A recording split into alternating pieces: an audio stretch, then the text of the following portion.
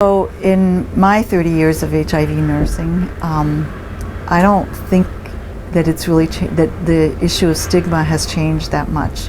I think that people, when I go to the emergency department and I help a young emergency department doctor disclose to a patient that they're HIV positive, the reaction of the patient is the same as the reaction that I saw in patients 30 years ago. And it usually covers three different issues. One is, I'm going to die.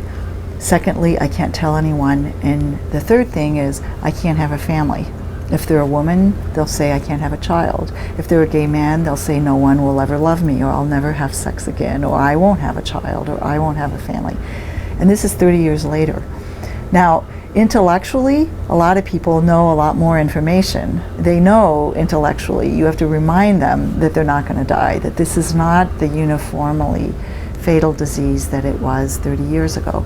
But emotionally, it's still there, and that has to do with stigma. The stigma is still alive and well. In some cases, we have patients who need a tremendous amount of support to be able to disclose to their partner or partners that they have HIV.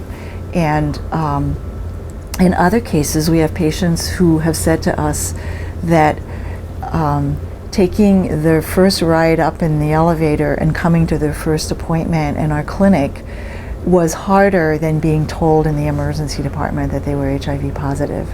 That was emotionally a more difficult thing because it really represented sort of a lifelong identification with this virus and this infection, and that they find the waiting room in our clinic to be a really frightening place.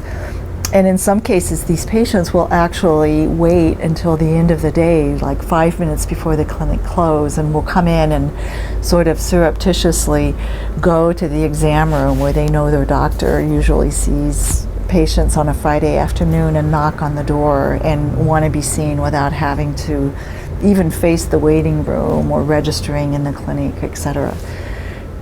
There is no doubt that being able to overcome that degree of stigma is really essential if you're thinking of a lifelong adherence to treatment and to medications.